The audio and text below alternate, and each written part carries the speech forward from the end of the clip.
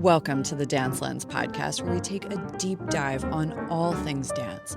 We'll look at how the art form is woven into politics, history, and cultural developments, and we'll draw back the curtain on the lives of the artists in conversations with dancers, choreographers, directors, set and costume designers, and more. If you're in the industry or a curious listener, you're in the right place. I'm your host, Cynthia Dragoni. Thanks for listening and enjoy.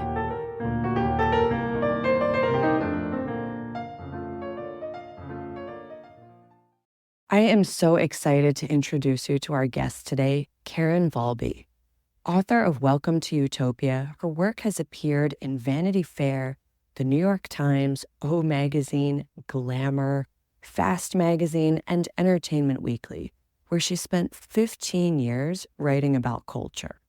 Her most recent book, The Swans of Harlem, is about the founding and early dancers of Dance Theater of Harlem, where she brings a very intimate and almost lost history of artists, women, mothers, and the company itself, which is, of course, synonymous with its founder, Arthur Mitchell. I'm so excited to meet you. I'm so happy to be here. Oh my gosh, I loved this book. Oh, I'm so happy to hear that. I'm so happy to hear that. I cry very rarely, and it was like through the whole book. Mm-hmm. Yeah, there's a lot. The women show a lot of vulnerability through the book, and they return to us to spaces that had harmed them. So emotions were always on the surface. So I cried a lot during the reporting of the book and during the writing too, and also seeing them now that it's out. Like, it has been a real joy, like a tear-provoking joy, to see them receive some roses. It's been very healing for them. Well, and it comes through the writing. I hope it doesn't sound rude at all, but it felt like a ghostwriter. Like it felt like it came through. There was this container. Yes. Yeah, it's funny. I'm really proud of the way the relationship formed, in that I was always incredibly clear that this is their story, that they're telling it. I think they needed somebody who really wanted to listen to them. So it's almost like my job was more listening and like being safe, so that they could feel some freedom to tell their story. But in the way our deal is structured, the Legacy Council earned the majority of the money. We share a copyright. I hope, if that feeling of like the book being a container, that's very intentional. This is not Karen Valby coming in to reclaim history. This is Karen Valby like setting a table so that these women who have been brave enough to take it upon themselves to reclaim their history have a space to do that. So, yeah, I love that word, a container. That's what this book is meant to be, was a place for them to tell their story. I'm really genuinely looking forward to sharing all this. So can I ask you, what was the origin story of the book? The origin story is the 5 women themselves who, sort of at the dawn of COVID, I think had become fed up with the narrative that Misty Copeland, who herself is not responsible for the narrative, but that Misty was the first Black ballerina, and they'd heard it for years, since her magnificent ascension at American Ballet Theater. But it just pricked at these wounds they'd had, not just from their dance careers at Dance Theater of Harlem in the 60s and 70s, but then to be told they weren't there. That Misty is pioneering and groundbreaking in a way that didn't allow for their triumphant careers. some 40 years earlier. So they formed a legacy council, the 152nd Street Black Ballet Legacy Council, with their idea of, golly, we have been written out of history. Let's write ourselves back into it. How are we going to do that? Maybe we'll do a coffee table book. Maybe we'll do like mass interviews of all the alumni. But they started meeting every Tuesday afternoon. And since 2020, they haven't missed a Tuesday afternoon. That was like their sweet anchor. One of the Swans lives on the same Harlem block as a literary agent who knows, who knows me. And so just when Marcia Sells was saying, oh, we've formed this legacy council, and yeah, you maybe don't even know this, but I was a ballerina back in the day, and I was a damn good one. And I danced for everybody. And Barbara was so moved by the agency that they were showing and saying, damn it, we were there. And we're going to let the world know. And Barbara knows that I am the adoptive mother of two Black girls. And she knows that a Black dance studio, to a lesser degree, my girls are not professional dancers, but a Black dance studio has been very fundamental to my girls' well-being, they go every week, sometimes twice a week, and stare at themselves in a mirror surrounded by other Black girls practicing dance for a teacher who is Black, who sees them as beautiful and worthy of a stage and understands that dance is community. And so Barbara knew all of that. And in thinking about, gosh, there's something here with this legacy council, she told me, just take a meeting and see how it goes. And I joined a Tuesday afternoon Zoom with the women. And I didn't know really what I was there for, and they didn't really know what I was there for. But I asked them to tell me their stories. And right away, it was like, oh my God, like Sheila Rohan discovered dance after recovering from polio. Lydia Abarca, the Dance Theater's first prima ballerina, was discovered by a nun at her little Catholic school in Harlem who had choreographed a number to Waltz of the Flowers and said, oh my God, this girl has talent. Marcia Sells was 9 when Dance Theater of Harlem, on its first year of existence, came to Cincinnati, performed. And Marcia, the only Black girl in her ballet class, suddenly sees a stage full of exquisite ballerinas and dancers on point, dancing to rhythmatron, and suddenly thinks, oh my God, I'm not alone. That was all in the first hour of conversation. And it was so moving. And I remember my older daughter was homesick from school. And at the time, my desk was in the kitchen. And my older daughter came behind me to get a snack. And she waved at the women. And I got to introduce the women to Ava and say, oh, Ava's a dancer. And up until then, Ava only had the Misty Copeland books or the Misty Copeland dolls or Misty Copeland taped to her door. And we were grateful to have Misty. We were always grateful to have Misty. She's always going to be a hero to my daughters. But suddenly my daughter's looking at 5 more women who can be heroes too, that she'd never heard of, that I'd never heard of. And it just felt magical. So that's a very long answer to the origin story. The origin story, long answer. the origin story belongs to the women.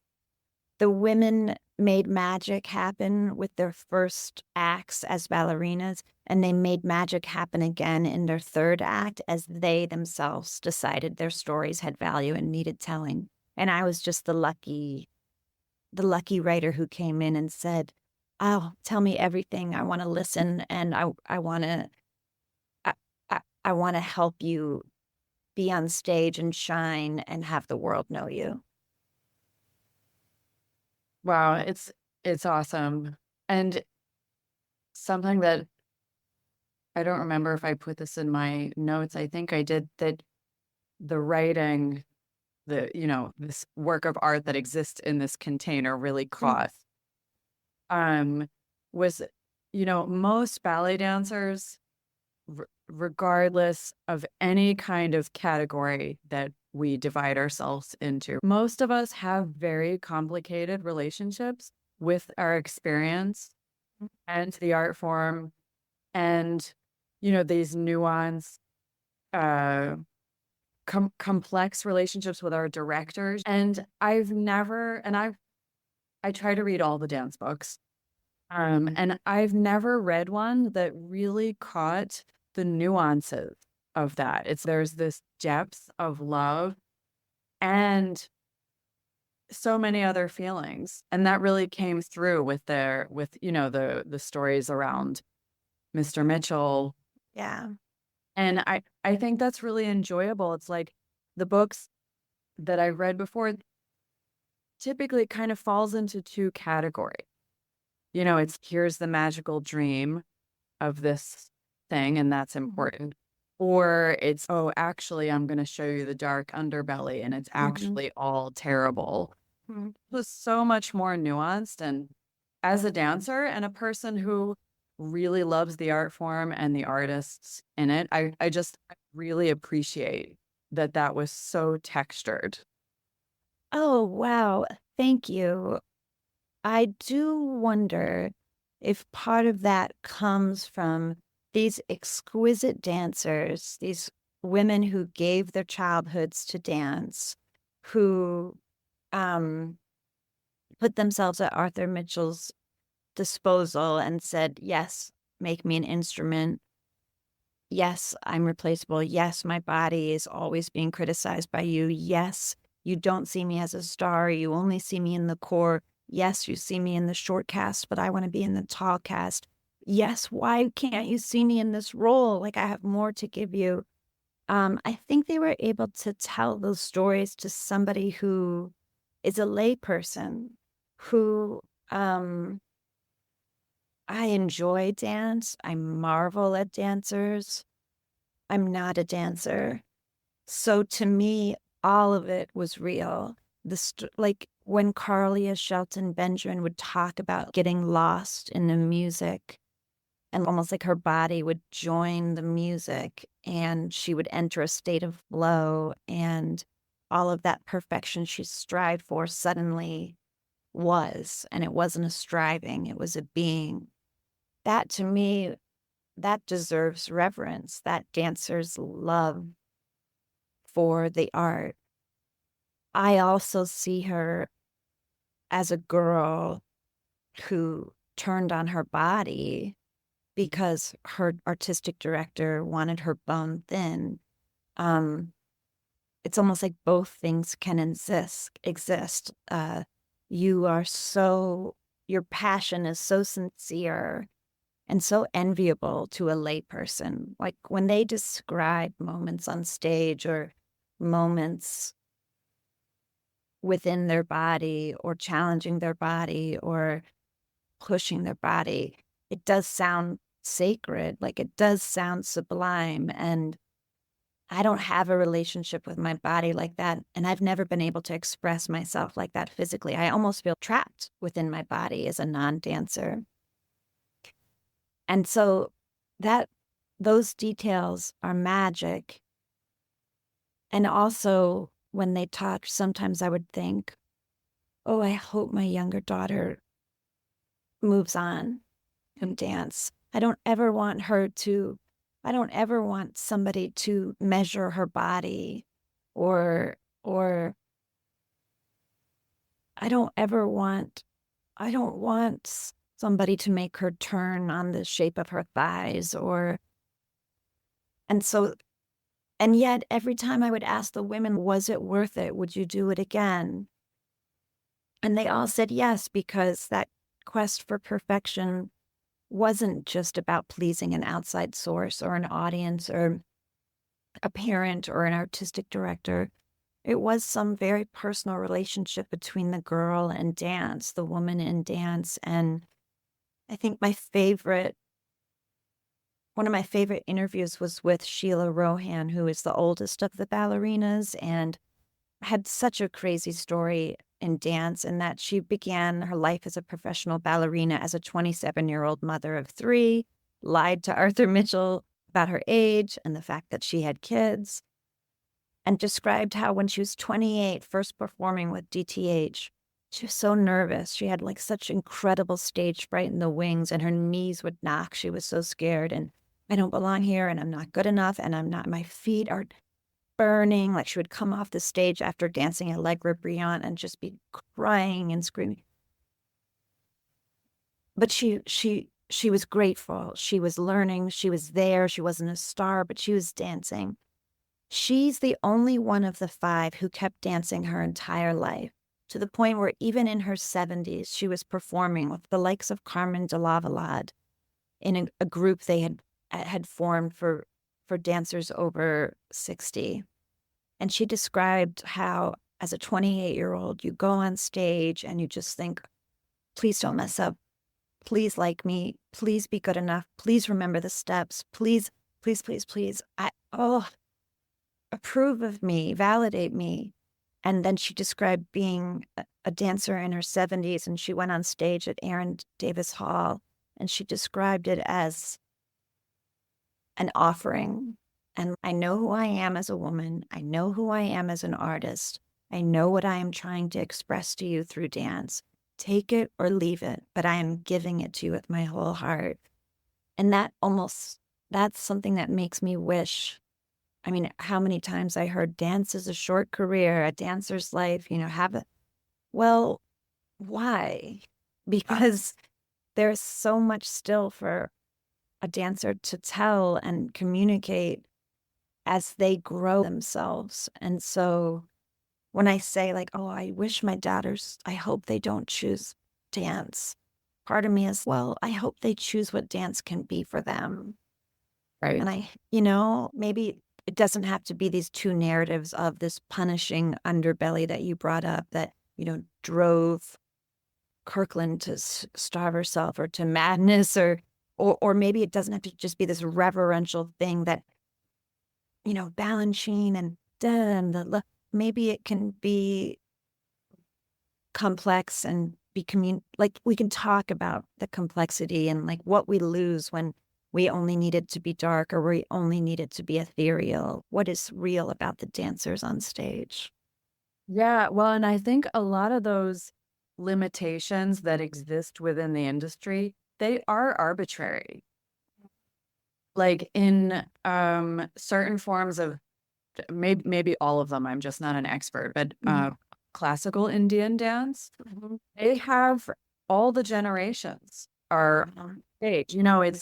It's the way you would never just have 20-year-old actors. Oh, that's such an interesting point. Yeah, movies aren't only about 20-year-olds. We always complain that maybe that's when your big movie star moment is, but movies aren't just about 20-year-olds. They're absolutely not. It's the whole human experience. So I think that would be the closest parallel. Because of course, other art forms you could say, well, you can be a writer or a painter in your 90s, but that's not centering the artist. Whereas, show business is always going to center the performer. Right. But yeah, there's a lot of different ways that it can be interesting. Like Pina Bausch, the modern choreographer, she has all ages in her company. And you know what? Even not because, this is a book about ballet dancers. Even if we're staying within that genre, in my opinion, the most interesting artists are the older ones. Right. They're more generous. They're less needy. Well, and it's just so textured. It's like what it means. Our neuromuscular connections, our muscle memory, our bodies absorb these steps and it absorbs, you're steeped in it, right? It's what is something that's been steeping for 5 minutes versus, it's been there for 20 years. I think that is such a beautiful metaphor. And I think it's sort of exactly what Sheila was trying to say is there was more meaning in her movement. Her storytelling had a richness because of how long it had been steeping. Like you're able to communicate more when you've experienced more, when you know more. Like you're just able to bring a depth to the page, to the screen, to a conversation, to the stage. And it's funny that you use the word arbitrary, like so many of the rules are so arbitrary. Namely, that in the 60s and leading up until then, classical ballet was thought only to belong to the white body. That was an arbitrary decision. I mean, it was couched in so much racism and lack of imagination and, oh, well, but flat feet and, oh, but curves and, oh, but butts. It's arbitrary. And I think the power of knowing that it's arbitrary means, oh, you can dismantle that Right. if you want to. You can, and the only thing that's real about any of it is just the art form itself, which is a language. Mm. And I will say oftentimes, I think it's very systemic and just poisoned. But sometimes it is as tragic as just a failure of imagination. You can't picture somebody in a role if you've never seen them in the role. And then, golly, and then they get in the role, and Misty Copeland gets to dance Swan Lake. And, well, let's just look at it as if it's the total evidence for can this happen or can it not happen. And so it's imagination that is the problem. If you can't even imagine somebody on stage, or you can't even imagine a body type on stage, or you can't even imagine wrinkles on stage, or a softer body on stage, well, then you're not going to tell a story. But what if somebody shoves you out of that mindset? Like, what if somebody introduces something new into the repertoire and it's a sensation? Like, it expands your imagination, which also is all ballet really is, which is fantasy. So, um, Yeah, I agree with you. I don't know. I'm just not of this world. I'm not in this world, other than being completely moved and transfixed about the experiences of these 5 women and the women and men who made Dance Theater of Harlem a sensation in the 70s. But it seems to me that change is so slow and also so possible. But it just takes somebody sometimes as problematic and complex and charismatic and wildly audacious as Arthur Mitchell, who, for all of his flaws, all of the drama he could bring to his company, also allowed for him to think he could build a company. So I've been really pleased the way Arthur Mitchell has sort of been received as in the publication of this book, because I think the women were scared they went too hard on him, or in some places maybe didn't go hard enough on him. But, like, how do we allow our Black cultural heroes to be human and not either lionized or demonized? But to me, as much as he could drive me crazy, and as much as I would sometimes think, oh, don't you go after my Gail like that. Don't you turn on Carly like that. How dare you make Marcia make that decision? I also think that his imagination was so unburdened, and he believed he could do the impossible, and he did. I mean, the women to this day know that he gave them a stage. He gave them careers. Right.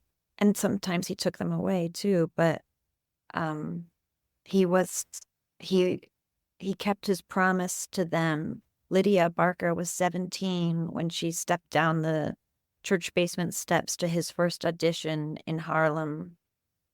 And she had a job at the bank, and she was supposed to be going to Fordham in the fall on a scholarship. She was going to be the first of the Abarca kids to go to college.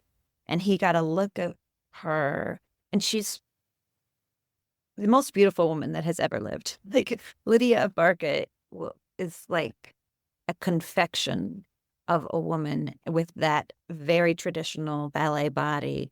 And he saw her and told her to take off her shoes. Let me look at your feet. And then she danced for him. And then he said, I'll give you $150 a week to quit your job at the bank and stay with me. The men and women in here, we're going to shock the world. And her mother thought, oh God, don't give up a job. Like, what? No. Arthur Mitchell kept his promise to those kids. They did. Within a year, they were touring around the world. That's an astonishing success in the shortest amount of time for ballet. That's just so wild. So I think he would probably hate this book, but also maybe think, you're damn right we did. We did do all that, and they did all that. And oh, too much about them. It's more about me, more about me. But that time in history should be known, and it should be sustaining to today's dancers of color or Yeah, any dancer. for sure. I agree with you. And even his character, like there was a section at the end of the book that I thought, wow, I thought so many sections were really beautiful, but one where one of the dancers was saying that he doesn't think this book could have been written if he was still alive because he wouldn't have allowed it to be about them. Hmm. But, you know, if we take away race, his character is a character that exists in ballet. Really? Yes. And I mean, now they're starting to go out of style, Mm-hmm. the last really few years, especially, but the last 20 years, this character has started to fade from being absolutely acceptable. Mm-hmm. This like larger than life, sometimes mean to me, sometimes inappropriate, sometimes abusive, but also a great artist, also a great teacher. That is part of the ballet story. Um, Why do you think? um, that's a Just great. because men in power have always gotten away with it? I think there's been women too. Why is a good question.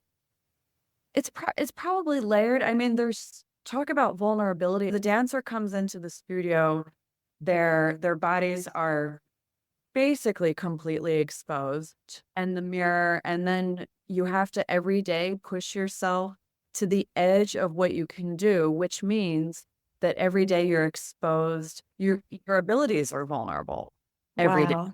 Surrounded by mirrors and peers. Mirrors and peers, and then whoever your teacher or leader is. It's like those power dynamics it's volatile, and that's built in. Some leaders handle that really, really well, but I think it takes a lot of discipline and a lot of humility. So then you add in the pressures of fundraising and civil rights being up against the entire society, and one that barely even knows what your art form is, that like loving, complicated, dictatorial style. Yeah. Mean dad, good dad. Yeah. Yeah. But I'm just so curious when you say, because the women said too, that was just all the directors and like Tally Beatty and Alvin Ailey and Arthur Mitchell, like they were treating their dancers the way they probably had been treated. It's just, generational trauma passed down. But is there a sense, do you have a sense from knowing that that is fading out of fashion? It's unacceptable. It's called out. HR departments get involved. Is there a sense of if that changes the quality of dance? To lose that type of mercurial madman, madwoman at the helm, does the art itself suffer? That's a great question. Um, I'm assuming no. I'm hoping no. well, we're gonna see. because, it takes about 10 years to make a dancer who is trained, right? So we're starting at 8, around 18, you're auditioning. Um, so it's really just started to go out of style within the last couple of decades. So it's going to take a while for that to pick up momentum. Mhm. Um, I mean, it could have the opposite effect. It could open doors for a different kind of creativity. Right. Historically, the ballet schools, they're based off of the way military academies were run. Wow. Like our super organized uniforms, that's a Napoleon thing. That is so wild. Before Napoleon, they were wearing tutus in their warm-up classes. Ooh. Wow. So you see that culture, so that's woven into it too. Right. So if we take which also means that it doesn't, we're not optimizing for creative dancers, especially with the women. Right. Um, so if we take away this more militaristic style, will we lose something? I think that we're going to see changes. Right.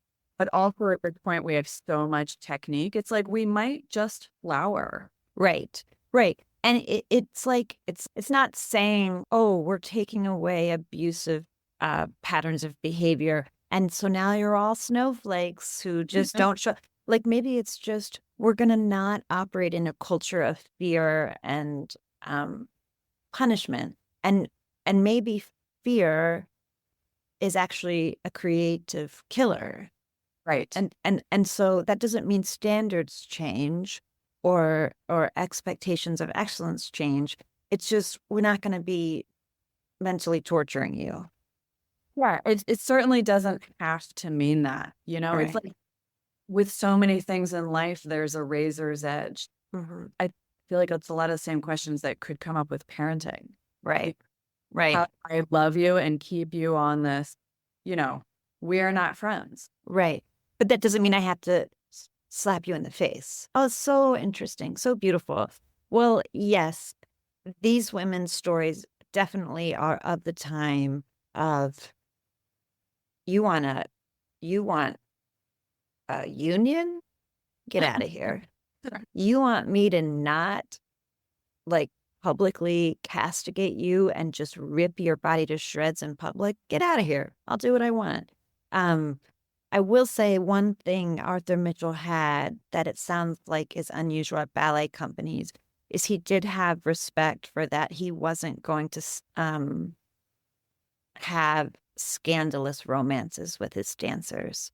And I think that with both the men and the women allowed for a certain like gratitude of a boundary not being crossed. To just take that out of the equation, I think was an incredible gift. Yeah, right. It's the final frontier, right? It's like Mhm. I can misbehave, but there is that's your sovereign area. Yeah. This is sovereign Yeah. area. Yeah. Lucky. I agree.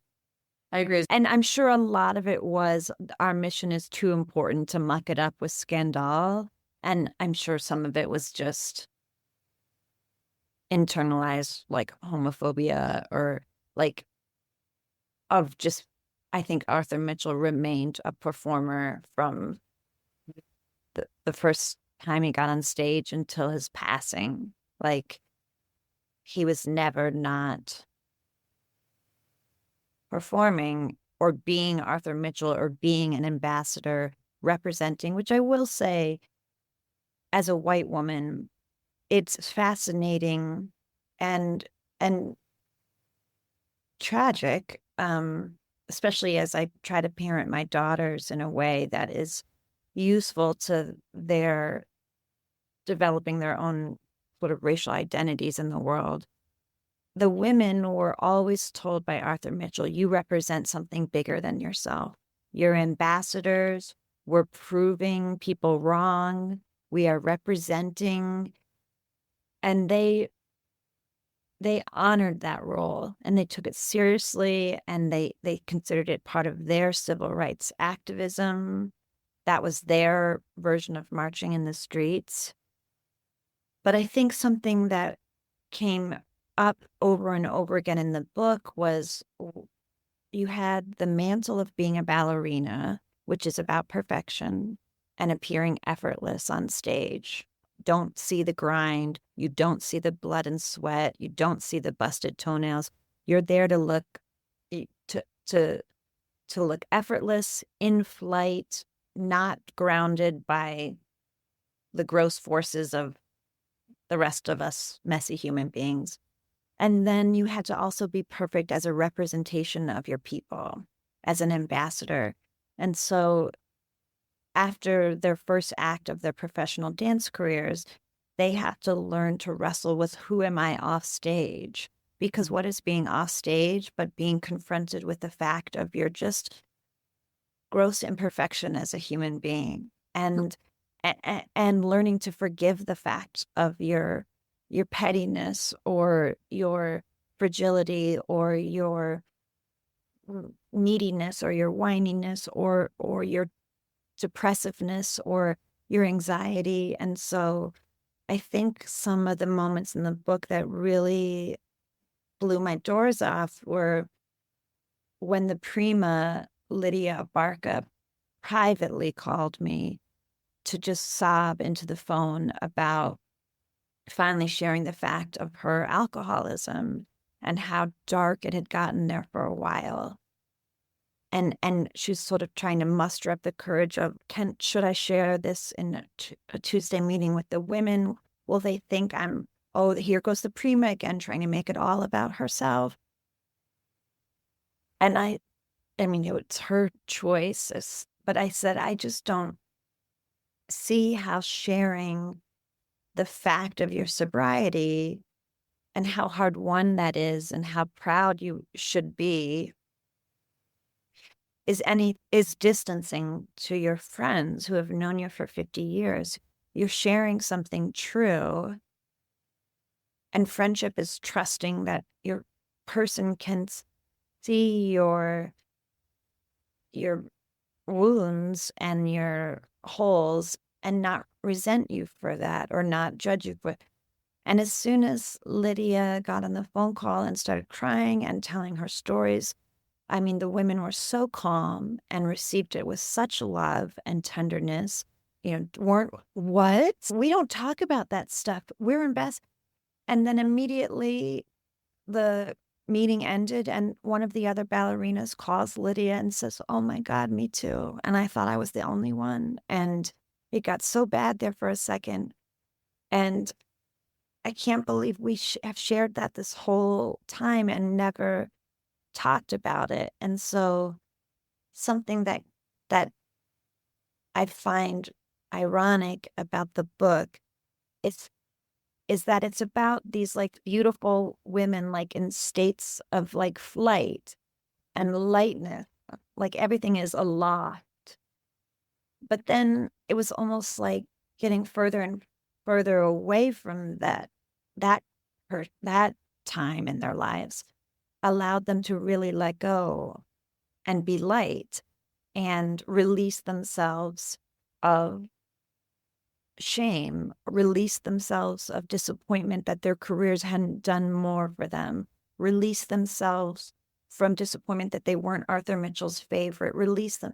And that is lightness. And so it's almost like that lightness they sought as ballerinas, they experienced as young girls, but now they've experienced it again as older women who have said, I'm more than just a ballerina, and ballet gave me so much beauty, but I'm I'm beautiful for parts of me that had nothing to do with performing.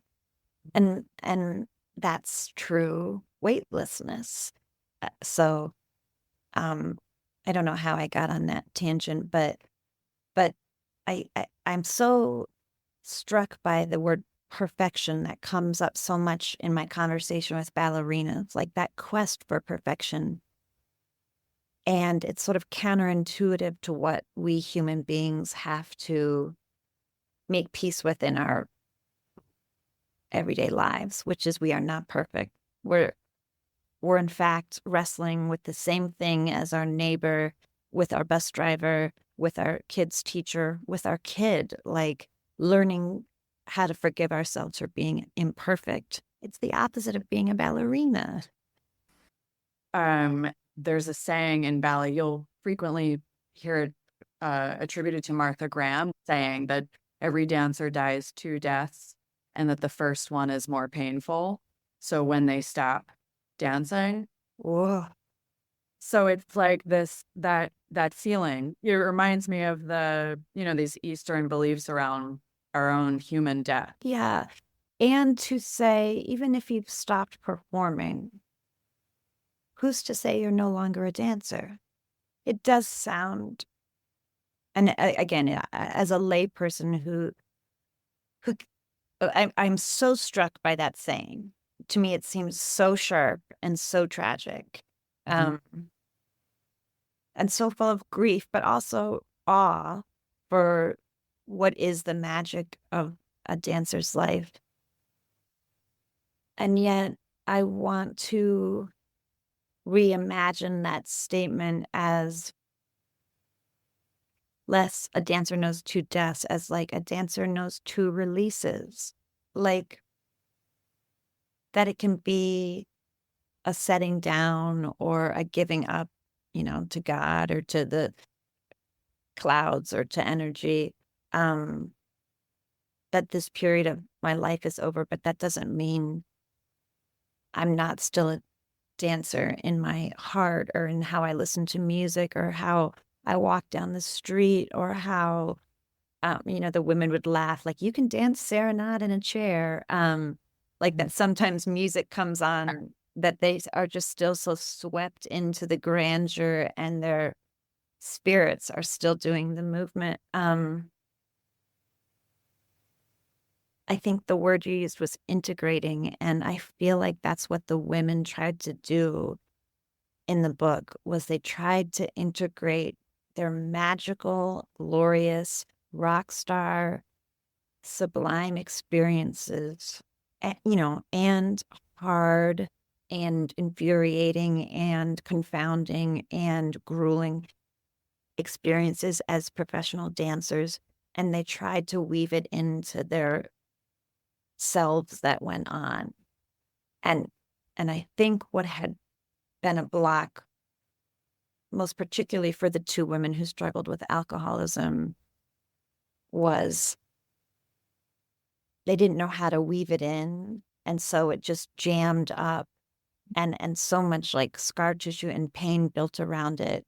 And it just led to psychological damage. Like I feel like they needed to release the muscle memory, the trauma, like the fact of their lives as dancers into the rest of their selves so as to be whole, Yeah. you know?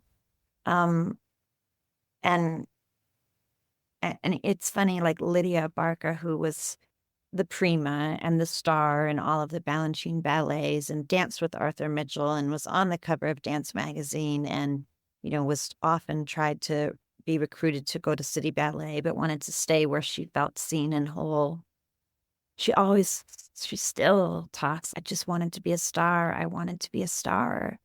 And finally, her sisters have started saying to her, the other swans, like, you were, and you are. You were and you are. Like, you keep pining for something that you think didn't happen. We all knew you were a star. And when you say you weren't, you challenge our memories. Like, you were a star. And, it's funny, we were in New York City when the book came out, and we were doing, like, something that was being filmed, and after each woman would come off set, like, I would get a little video of them, like, doing a curtsy or a bow, and Lydia did this, like, little jazzy walk and then did this bow, and it was like, "Oh, you still got it." Like, you're still that girl that, like, Arthur met at 17 and was like, "Okay, this is gonna work. I've got my star." I I just I I don't know, as women, we allow it, or as human beings, we allow other people to determine whether we're valuable or whether we're stars or whether we're worthy or whether we belong. And And sometimes I just want to shake my younger daughters and be like, it comes from within. Everybody's broken and striving, like, to look for outside for some validation is just a losing game and will always end in heartbreak. So believe in your value just through the sheer fact of your existence. Like, that carries a person a long way. Um, so yeah. It so all that to say, they make me cry still. And um the fact that one of the swans passed away before the book came out, it just rips my heart out. And also, Gail McKinney Griffith, you know, the first ballet mistress for Dance Theater of Harlem, a student from Juilliard who, despite her technique and years of training, was told she couldn't declare ballet as her major, and nobody was ever going to hire her. She was never going to get an audition for a ballet company. She should move to modern dance. And she thought, but that's not who I am. Like, that's not what I've trained for. That's not where I'm at home. And left that meeting with her counselor at Juilliard and was crying in the hallway. And a friend came up and said, well, get up, stop crying, dry your tears. I just read that Arthur Mitchell's auditioning uptown, and and that's magical. And she had a glorious career, and dance fed her and she fed dance. And it is so moving to me that she put her story down on record. And it's enraging that she passed and didn't get to see the publication of the book. And yet I look at this young woman and it's, gosh, I've never seen anybody so happy. Look at her. And so she was here, and she has told us all she was here. And I'm not saying this book will be forever, but the fact that Gail told her story is forever. And beauty she made, like, beauty is eternal and art is eternal, and she's laid claim to it. And I am so moved by that. Yeah, well, it's even if we don't know a story, that eternalness exists. Yes. The stars that we see in the sky, most of them are burnt out already. Like, I remember learning that in science class. It's like the light continues, so what we see is actually already not there. So I'm so happy the story has been told now, but even if it hadn't, the light continues, even if it's converging in Misty Copeland. And then, Yeah. I mean, she's been exciting for a lot of dancers by the sheer fact of her fame. Yes. Like, a lot of my students, if I've had a lot of little white students who were like, wow, Misty. Yeah. She's in front of them. Yeah. So they know what's happening. And they're like, she's the hero. They don't even know why. Right. Right. Oh. And a lot of dancers just don't even have that fame. But her story wouldn't have been as big as it is if all of this hadn't been happening. So it's like the light does continue. Oh, that's so beautiful. And one thing I want to say about Misty Copeland, because I think she is so extraordinary and works so hard to lift up other dancers with her, who works so hard and consistently to honor her mentor, Raven Wilkinson. I mean, her book on Raven Wilkinson is so good. I loved it. Who looked so like her heart grew 4 sizes when Lauren Anderson greeted her on stage for Swan Lake. She's amazing. And the idea of light converging, she deserved to know about these women just so that she could understand, what is this light? What is this light? I feel alone. I am alone. But what is this light? And so I think that's sometimes the point of telling stories, is to let other people know, oh, you're not alone. Right. We are part of the light around you. and we're naming that light. But that is so beautiful, the idea of the stars, and so true. And that is very much what's going on with Gail right now. Yeah. Yeah. Well, and the light needs to be named, Yeah. right? We don't have, we need structure. Yeah. We need to lean on it. Like, how many Hindu gods are there? I think officially aren't there thousands of them, but then Mm. it's really one. We need categories, and then we can appreciate and understand it. Yep. Yeah. And they're not the first forgotten dancers. Like, Oh my gosh. more people know about Deborah Austin than knew about these dancers, Mhm. but she's frequently confused with, like, her accomplishments are frequently attributed to Lauren Anderson. There wasn't a big PR culture in Right. Right. weren't on Instagram. It wasn't a thing that you did. Right. Right. And not just PR, like that idea of self-promoting, like branding, Right. like it just didn't exist. Um, there is something about that I'm struck by, which is we had, I mean, nothing will be written about the book. Nothing as beautiful will be written about the book. Then we got this New York Times book review by this writer, Danielle Smith, which was just so throbbing with feeling. And it was so beautiful and powerful. But she said, like, the fact of their first is cool. But that's like history stuff. And she praised it's the minutia of these women's lives and personalities and experiences that for her allowed the book to soar. And I think that's what we sometimes miss when we talk about Black women, when we imagine Black women, when we write about Black women, is just the exquisite specificity of each human being.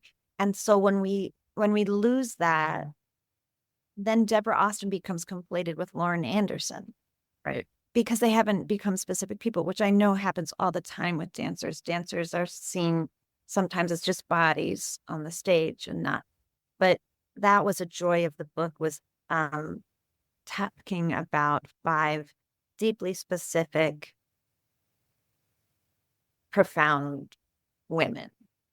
And I loved that my 2 Black daughters saw me delighting, relishing in telling the very specific individual stories of 5 Black women. I want them to be seen as as in such specific fashion in their lives as artists or entertainers or whatever they're going to be.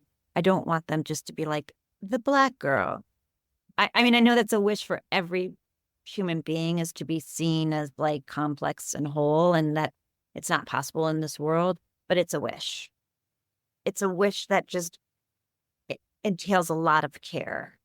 Mhm. You have to be careful with the people in your lives. You have to be careful when becoming new friends with someone. As a white woman, I have to be incredibly careful and thoughtful to not screw up my job as my girl's mother. They Mhm. have this very big burden placed on them being raised by a white woman. And if I deny that, well, then I've already screwed up. And I think I brought the same sense of humility to, I am not the first choice to write this book. I am not the obvious choice, but I have the honor of doing it. I have taken this on. So don't let any ego or carelessness or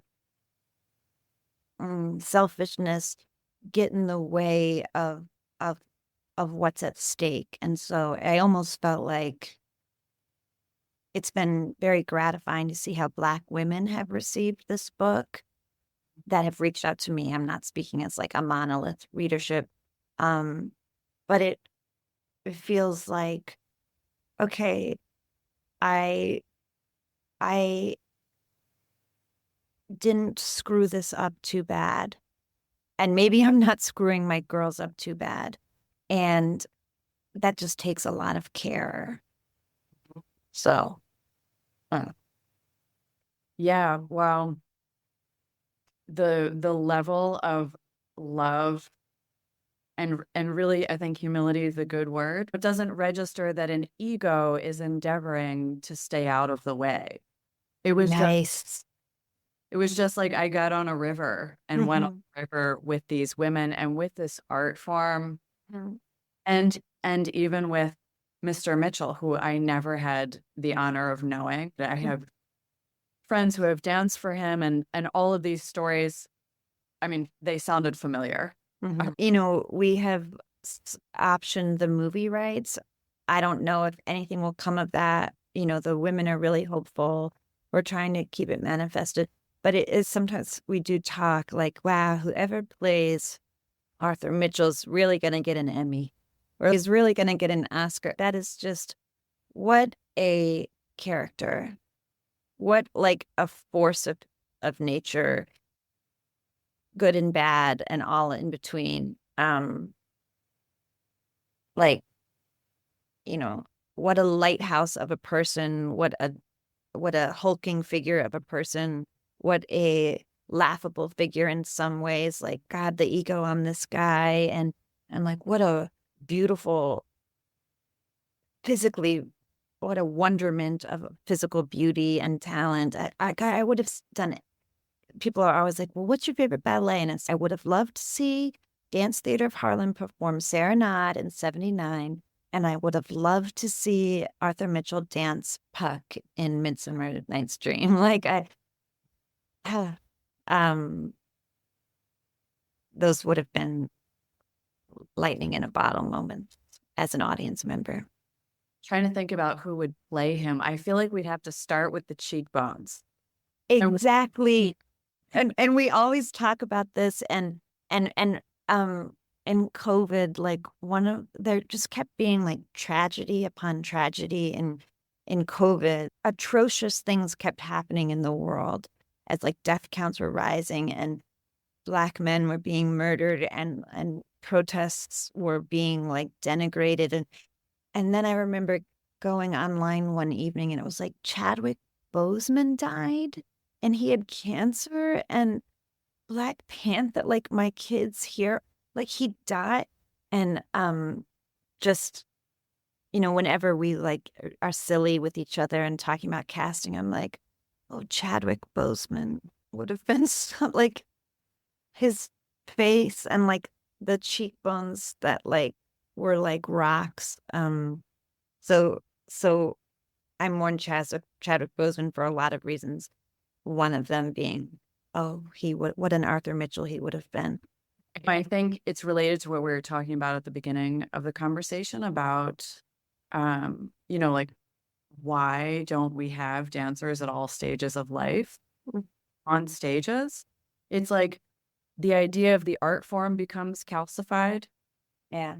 We're going to go to the ballet. Mm. And then I think the same thing happens within the dancer. There's a calcification of the idea of myself. So then not being able to shed that, it's not even a skin. It's, I don't know, maybe an armor, a scaffolding. Yeah, right. Right. Um, it's funny that you use the word calcified because something that kept coming up when we were on book tour was this idea of allowing ballet companies the freedom to explore varied repertoire and like looking for music from new sources, like looking to make children a different children's story, like a new classic, like looking to introduce like a different style of music so that it's not just okay, well, it's Sleeping Beauty and to keep ballet as this like vibrant and relevant thing. And I can only guess at the challenges boards face to try to keep tickets selling and fundraisers, you know, plump and um but you don't want art to become calcified and you don't want it to become the ballet that sounds like the chore or the crusty or the like you there there needs, I don't know, and I don't know what the answer is, but calcified is a word that is off-putting, right? It sounds like not fertile and not juicy and not delicious. Yeah. And dance is all those things. Dance is God. And ballet is all those things. yeah. Sometimes it gets, relegated to this spot over here. It's not just funding though, it's like an understanding of a form of its value. Like when Sleeping Beauty used to be, first of all, a total hit. Mm, And it was considered in its time a sellout to low popular taste. wow. It's hilarious. But ballet in those days was funded by the czar. Right.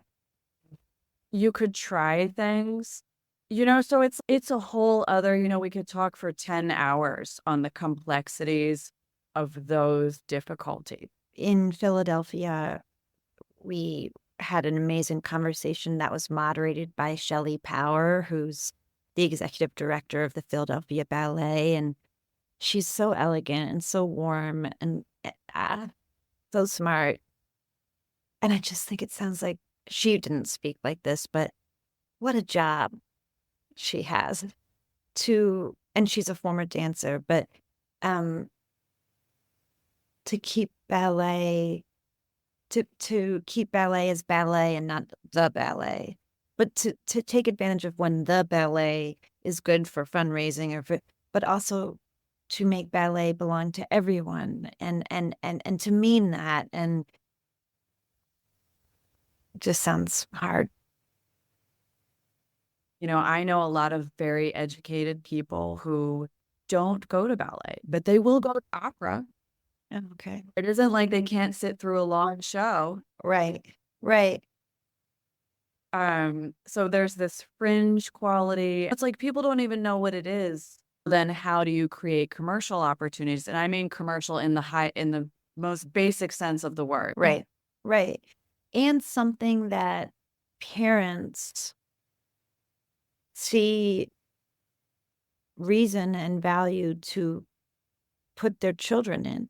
And I don't just mean like rich blonde parents on this side of 35 in Austin who think their daughter in a tutu and tights is a cute thing for her to do when she's 5 and precious. But I mean, girls at Ballet Afrique in Austin, what do we as a culture think ballet offers children? And I don't mean just you can't dance for it. Does it offer them just existential wonders, imagination, beauty, being at home in your body, discipline, blah, blah, blah. But then also, is it just for an elite few to like, what do parents believe when they invest in ballet for their children, and which parents do that? Because I do think when Dance Theater of Harlem was on hiatus and there was that void of a touring Dance Theater of Harlem, I think it did stunt a lot of young Black ballet students from imagining themselves as ballerinas or dancers. So it's just so interesting. The other day, I was like going through the major ballet companies, just trying to get a sense of like numbers. Just that's what you do when you have Black children, is you're always looking at numbers. It's comforting, or it's discomforting. And I was like, well, some progress is happening, like maybe, but wow, it's so slow. Sometimes I worry that as like people like slowly brought their Black Lives Matter yard signs inside, it was like, damn, that moment has passed. Okay, well, let's calibrate. Like, how did we take advantage of it? And I will say that when the women were on stage in Boston with Misty Copeland, it's a scene that's in the book. Carlia did say, this is a moment people are listening. And whether that was driven by shame or some wretched tragedy, we need to speak while people are listening. And they did tell their stories during this period, and they got a book deal for it. And and the book has come out, and like the readers are buying it, and now there's talk of a movie. Well, that is some good that happened in a moment of collective shame, and maybe it took that time for the women to galvanize and say, like people are hungry for stories. Let's tell ours. And they did, and it exists, and now it's part of that converging light. And that's a good thing. This is a good thing. Yeah. I agree with you. Well, the book gave me so much light, and I learned. I was embarrassed that I hadn't heard of that. Same. I know, but you're not in dance. But Misty Copeland hadn't heard of them. Right. Right. I mean, that was one of the saddest moments on stage in Boston, was when she said, because first, before the book came out, I wrote a New York Times article about the Women's Legacy Council. And she said she was on a park bench in Oakland. And that was the first time reading the weekend paper that she'd ever heard the name Lydia Abarca. I mean, that's not Misty's fault. That's not your fault. That's not my fault. That's not Lydia's fault. That is just, we have a careless culture, especially around matters of Black excellence. And thank God the women felt empowered enough to say, well, nobody else is telling our story, so we have to. And that's the truth a lot of times. Thinking about who we should cast as Lydia. I mean, dare to dream. We, in our little van ride up the Eastern Seaboard for our book tour, I was like, I mean, how is it not Zendaya? But then there's also, or should it just be like a pure dancer? And movies are so mysterious, and they never come to be, and then suddenly they exist, and it's all so out of one's hands. But it is fun to, like when I said, like, I'd do anything to see the women in 1979 dance Serenade, and it's like, what if that's the magic of a movie, is it takes an audience member back to when they're at their height, and they're like, dancing for kings and queens and presidents and on a bill with Josephine Baker or with Stevie Wonder in the audience. What if there's a movie that didn't exist in a world where we're culturally careless and don't value Black excellence stories? But what if there's just a movie that's like, here are these women and they're rock stars and look at them fly. And in the 60s and 70s, like, it's just such a time and place. And like Dance Theater of Harlem doing like summer street fairs and like performing on like hand constructed stages, like next to like vendors, and in 100-degree July in Harlem, New York in the 70s, when people said Harlem was like a blasted wasteland, and it was like, actually, it's this place where this magic is being made. It's I can see it in Technicolor. Well, Karen, thank you so much. I cannot tell you how much I have enjoyed this. I find you so deep of a person, and just to hear the way you speak about dance is so meaningful and inspiring, and it makes me want more dance in my life, if that makes sense. You make dance beautiful, and that's how I felt about these women, and I'm so grateful to have had this conversation. I'm going to read the book a second time. I'm trying to, because I feel like there were some things I couldn't even read. It was so emotional. I mean, I read it, but it was like flood of love and emotion. I'm so moved by you saying that, because I haven't had the stability or the heart or like the capacity yet to listen to the audiobook. And the women, the five swans, narrate. They each have sort of a section about their lives after leaving Dance Theater of Harlem. And each woman reads that in the audiobook herself. And Gail, who had passed, her daughter, Hadija, who is also a dancer, reads Gail's section, and I haven't had the capacity to listen to it yet because I almost feel too close to it, or it's like too intimate. And I'm just like waiting to feel like a little bit of distance from how like close I feel to the women to even be able to listen to it. So I know that feeling of like I lived this experience. I wrote this book. Like I know these stories inside and out, and I'm still not ready to listen to them read it. It's so weird, but I can't wait. Mhm. Me too. I'm going to hold up my copy here for everyone. Run Not Slowly to get The Swans of Harlem by Karen Valby. You won't be sorry. Thank you so much for listening. And if you enjoyed this, please subscribe to the podcast. And if you want more dance contents, I'll leave you with this quote from the revolutionary choreographer Martha Graham. One does not choose to be a dancer. One is chosen. And with that, you live all your life. Thanks so much for listening, and we'll see you next week on the Dance Lens podcast. Bye-bye.